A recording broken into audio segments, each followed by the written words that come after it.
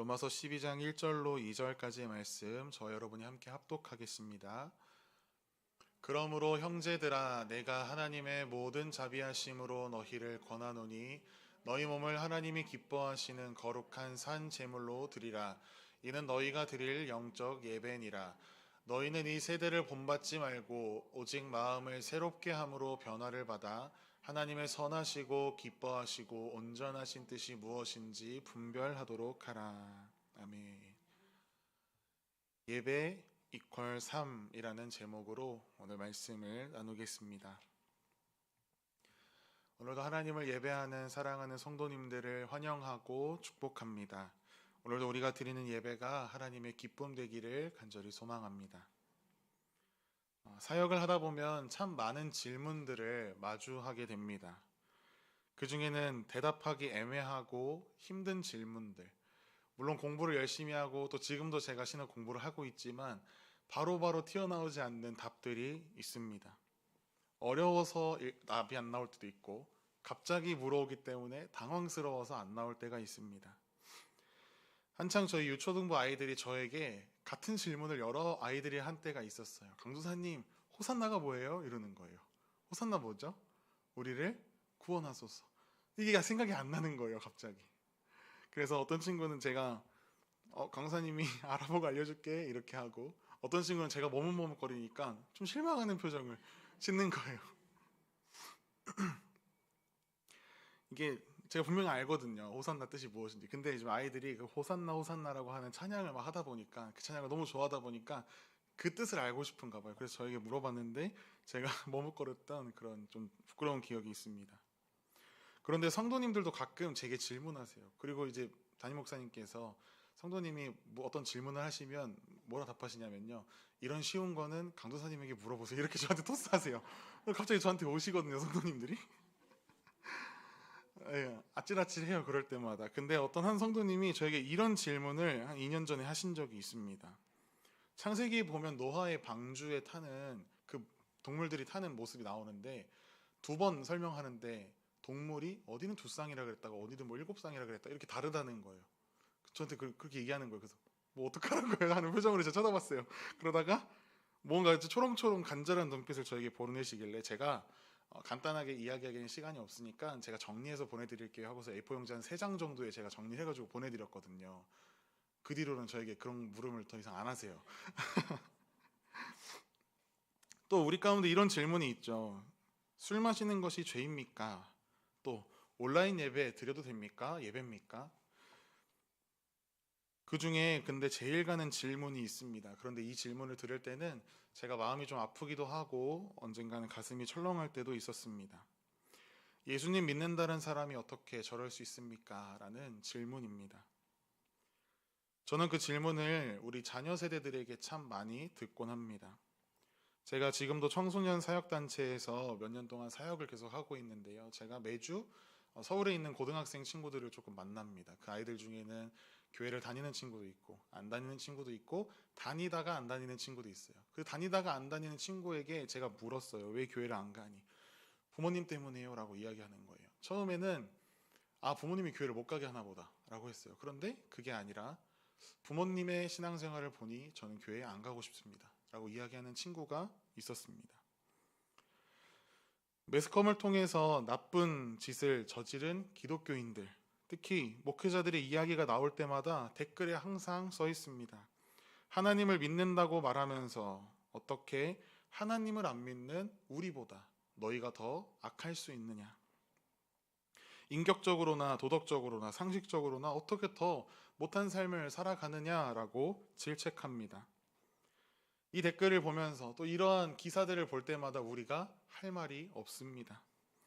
좀 억울하기도 해요. 왜 그렇습니까? 사람들이 죄 짓고 나와서 감옥에서 이제 수감생활을 하고 나와서 감옥에서 뭐 하셨습니까? 라고 질문하면 한 열에 6, 7명이 성경 읽다 나왔습니다, 이런 이야기를 또 하는 거예요. 그래서 더 욕을 먹는 것 같다라는 억울함이 우리 안에 있습니다. 물론 실제로 예수님을 믿는 사람들 중에 많은 사람들에게 본이 되어서 칭찬받는 사람들, 그래서 그리스도의 향기를 나타내는 사람들이 있습니다. 많습니다. 그렇지만 우리 안에서도 이런 질문이 들 때가 있습니다. 우리 자신의 삶을 돌아보다가도 내가 하나님 믿는 사람인데 이렇게 행동해도 되는 것인가? 우리는 복음을 믿는다 말하고 입으로 복음을 시인하면서도 삶의 모습은 복음에 반대될 때가 많습니다. 그런데 복음에 대한 믿음과 복음에 대한 합당한 삶은 결코 분리될 수 없습니다. 예수님을 믿긴 하지만 아직 성화되어져 가고 있어요 라는 것이 우리가 조금 할 수 있는 핑계인 것 같아요. 예수 그리스도를 온전히 닮아가는 것 너무 어렵고 멀게 느껴지긴 합니다. 아직 갈 길이 구만리와 같이 느껴질 때가 있어요. 하지만 그 격차를 충분히 계산하고 나서라도 복음이 우리에게 끼치는 삶의 변화가 너무너무 미미해서 수많은 세월 동안, 수년의 생활 동안 우리가 신앙생활을 해왔지만 이전과 지금의 삶 속에서 변화를 찾아볼 수 없다라고 한다면 분명히 문제가 있는 것입니다. 대체 무엇이 우리로 하여금 복음 안에서 우리의 믿음이, 우리의 삶의 수준이, 우리의 삶의 그 믿음으로 살아내는 실력이 자라나는 것을 막는 것이겠습니까? 요즘 많이 사용하는 단어들, 특히 20, 30대 청년들이 목매어 외치는 단어 중에 하나가 워라벨이거든요. 워라벨이라고 들어보셨죠? 일과 삶, 워크와 라이프 사이에 밸런스가 중요하다. 일 5시간 했으면 휴식 5시간 해야 된다. 뭐 이런 거예요. 5대5, 뭐 6대4 이렇게 돼야 된다. 그런데 휴식이 많아지면 좀 좋아하는데 일적으로 비율이 늘어나면 스트레스 받아 합니다. 그런데 제가 오늘 드리고 싶은 워라벨, 말씀드리고 싶은 것은요, 뜻을 조금 각색했습니다. 라이프, 라 할 때 라이프는 같은데요, 워 할 때 워가 월십, 우리가 하나님을 예배하는 것, 예배와 삶의 밸런스를 이야기하고 싶습니다. 많은 사람들이 이곳에서 드리는 예배와 삶을 분리시켜 생각합니다. 예배 드리는 시간은 경건하게, 그리고 예배 드리지 않는 시간은 조금 덜 경건하게 살아갑니다. 예배 드리는 시간에는 모든 사람들의 모습이 다 경건합니다. 다 말씀대로 살아가고자 하는 모습들입니다. 그런데 예배당 밖에서의 삶을 보면 그렇지 않습니다. 이미 주차장에서 차를 빼면서부터 은혜를 쏟아내기 시작합니다. 우리는 교회에서 다행히 신발을 벗지 않죠. 그런데 신발 벗는 교회들이 있어요. 그런 교회들은 신발장에서부터 은혜를 쏟아내요. 누가 신발을 바꿔갔다. 내게 없어졌다. 그 자리에 그들이 있거든요. 내가 기억 못해서 없어진 거 가지고 막 짜증내고 또 누가 바꿔갔다고 해서 막 신경질 내고. 그래서 교회 안에 이런 농담이 있습니다. 오늘 예배 은혜 못 받으신 분들은 신발장에 가서 주우십시오. 주차장에 가서 주우십시오라는 이야기가 있습니다. 그렇다면 과연 예배의 범위는 어디부터 어디일까요? 우리의 삶에서 어느 정도의 비율을 예배로 떼어 놓아야 바람직한 것입니까? 정답은 오늘 말씀에 힌트가 있습니다. 매 하나님과 함께하는 순간마다 예배인 것입니다. 그렇다면 이렇게 질문하시겠죠. 하나님은 늘 우리와 함께 하신다고 하셨는데 그렇다면 우리가 매일 1분 1초의 삶이 다 예배입니까? 라고 질문한다면 네, 그렇습니다. 그것이 복음에 합당한 삶입니다. 라고 대답 드릴 수 있습니다. 오늘 본문 1절 말씀을 보시면 이렇게 기록합니다. 그러므로 형제들아 내가 하나님의 모든 자비하심으로 너희를 권하노니 너희 몸을 하나님께서 기뻐하시는 거룩한 산 제물로 드리라. 여러분 만약에 어떤 책을 딱 폈는데요. 이런 이야기가 첫 장부터 머릿말부터 쓰여 있다라고 한다면 그 책 여러분 읽으시겠어요? 부담스럽다 이거. 도대체 본문에 무슨 내용이 있으려고 덮을 거예요. 그런데 이 로마서 우리가 읽은 말씀은요. 앞에 1장부터 10장까지의 아주 방대한 설명 뒤에 나오는 이야기입니다. 사도 바울은 오늘 앞장에까지 복음에 대해서 계속해서 설명합니다. 그러고 나서 오늘 본문에 이르러서 그러므로 너희 몸을 하나님께 거룩한 산 제물로 드려라 라고 이야기를 하고 있습니다. 사도 바울은 하나님께서 자녀된 우리들을 얼마나 사랑하셨는가, 그것을 로마서 1장부터 10장에 이르기까지 아주 장대하게 설명합니다. 자녀의 과거가 어땠는가, 그 더럽고 추악한 과거를 씻기기 위해 아버지께서 예수 그리스도라는 얼마나 큰 값을 지불하셨는가, 그렇게 우리로 하나님의 자녀를 부르셨다라는 것이 얼마나 높고 위대한 가족으로의 초대인지, 그리고 앞으로 영생이라고 하는 얼마나 놀라운 유업을 누리게 할 것인가 설명합니다. 그리고 이렇게 묻는 겁니다. 그러니 이 아버지를 평생 사랑하고 모든 삶을 아버지를 위해 사는 것이 마땅하지 않겠느냐? 그것이 너희가 하나님께 드릴 합당한 예배이다 라는 이야기를 사도 바울이 하고 있습니다. 복음이 무엇입니까? 복음은 예수 그리스도다라고 우리가 고백합니다. 복음은 우리에게 어떻게 온 것입니까? 복음은 우리가 결코 값주고 사지 않았습니다. 복음은 우리에게 하나님께서 선물로 주신 크고 놀라우신 은혜입니다. 자격 없는 자에게 베푸신 하나님의 놀라우신 자비가 바로 복음 예수 그리스도입니다. 그래서 사도 바울은 오늘 본문 1절에 이야기하고 있습니다. 하나님의 모든 자비하심으로 너희에게 권하노니 너희 몸을 하나님이 기뻐하시는 거룩한 산 제물로 드려라. 우리가 복음을 통해 하나님의 자비하심을 입게 되었다면, 그리고 그 은혜를 누리게 되었다면 우리는 마땅히 우리의 삶의 모든 영역에서 하나님이 기뻐하시는 대로 우리의 삶을 전부 드려야 한다라는 이야기를 하고 있습니다. 여러분은 사도 바울의 이 권면에 뭐라고 답하시겠습니까? 아멘이라고 답하지 않으시면 오늘 집에 갈 수가 없습니다. 사실 우리가 선택할 수 없습니다. 우리는 당연히 우리에게 영생의 복을 누리게 하신 하나님을 위하여 우리의 삶의 모든 순간순간들을 살아내야만 합니다. 그렇다면 하나님께서 기뻐하시는 삶을 우리가 살아가기 위해서 어떻게 해야 할까요? 오늘 본문 2절 말씀은 우리에게 그 답을 주고 있습니다. 오늘 본문 2절 말씀 함께 읽도록 하겠습니다. 시작. 너희는 이 세대를 본받지 말고 오직 마음을 새롭게 함으로 변화를 받아 하나님의 선하시고 기뻐하시고 온전하신 뜻이 무엇인지 분별하도록 하라. 사도 바울은 먼저 권면하기를 이 세대를 본받지 말아라 라고 이야기합니다. 하나님을 거스르는 세대를 뒤따르지 말라라는 이야기입니다. NIV 성경에는 앞에 더 이상이라는 단어를 추가하고 있습니다. 이전까지는 너희의 삶이 세상의 풍조에 휩쓸려 살아갔을지 모르겠으나 이제는 더 이상 복음을 알지 못하는 사람들처럼 행동하지 말아라 라고 이야기하고 있습니다. 마치 카멜레온처럼 주변의 상황에 맞게 자신을 잘 변화시키는 사람들이 있습니다. 사회생활을 함에 있어서 어딘가에 잘 적응한다는 것은 긍정적인 효과를 불러올 수 있을지 모르겠습니다.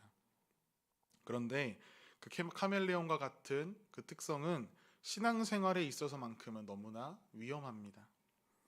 우리는 어디에서든지 일관되게 동일하게 띄어야 하는 색상이 있습니다. 바로 예수 그리스도라고 하는 색상입니다. 세상 속에 살아가지만 세상 속에서 세상과는 다른 색을 나타내는 우리의 삶이 되어야 합니다. 그렇게 야고보서에서 우리에게 경고합니다.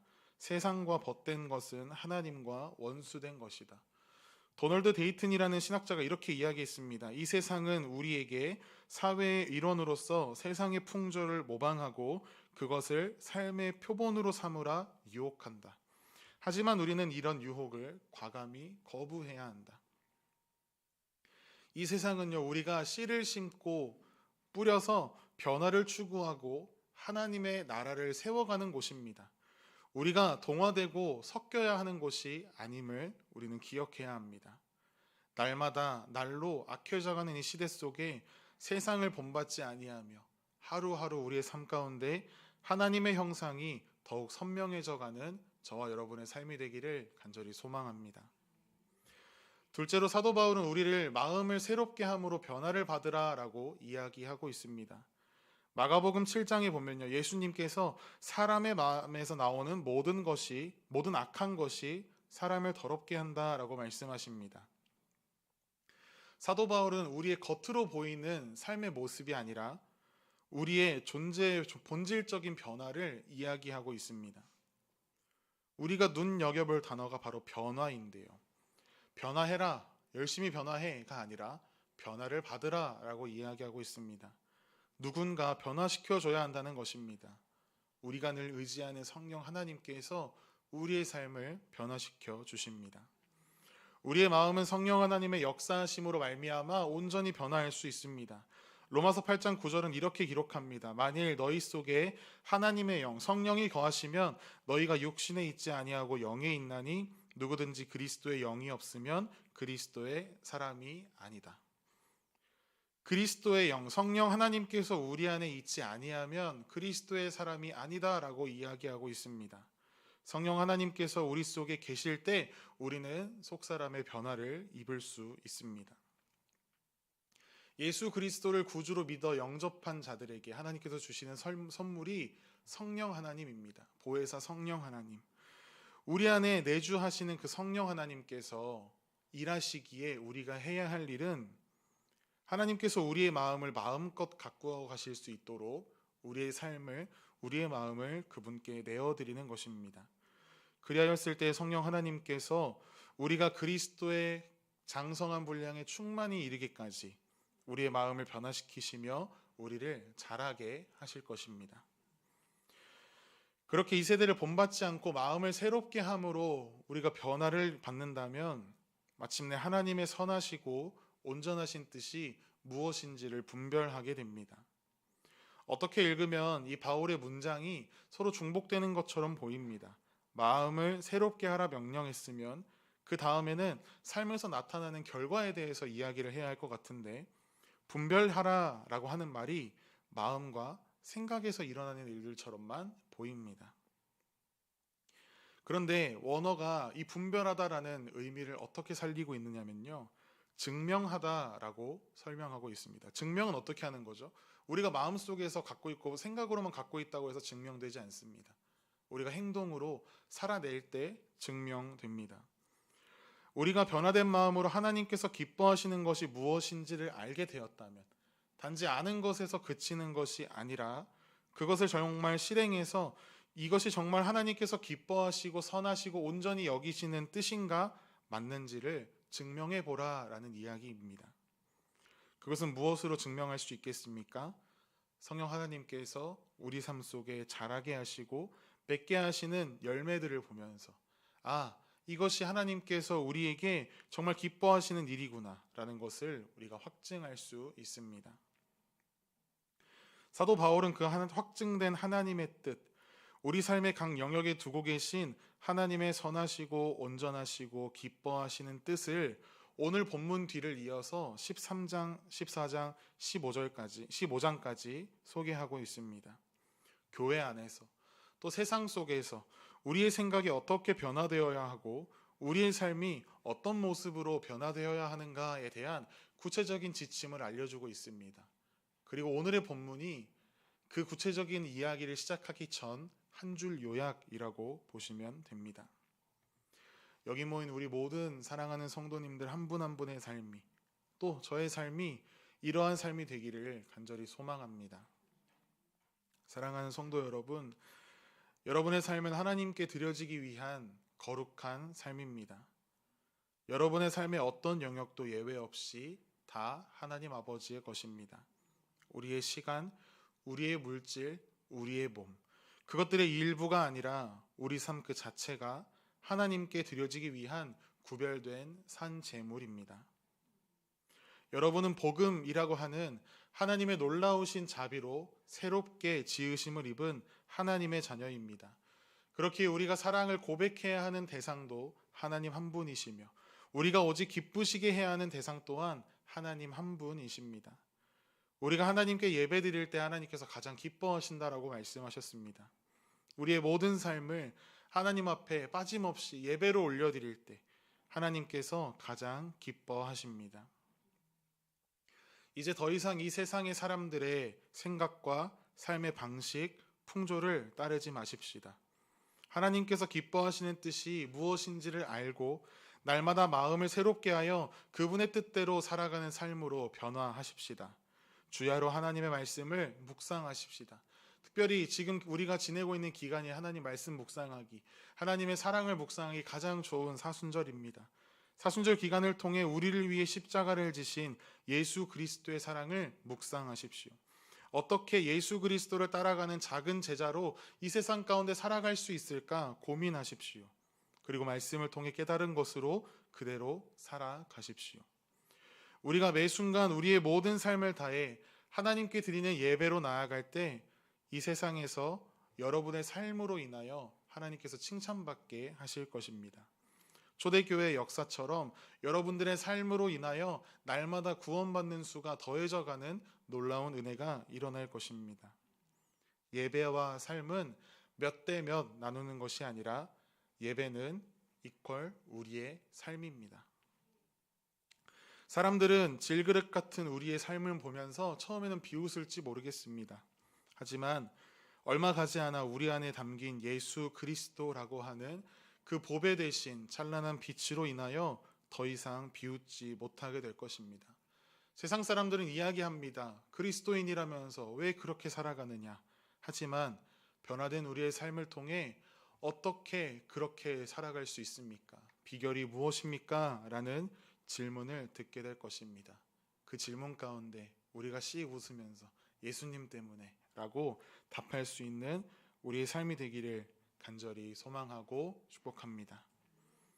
우리 함께 찬양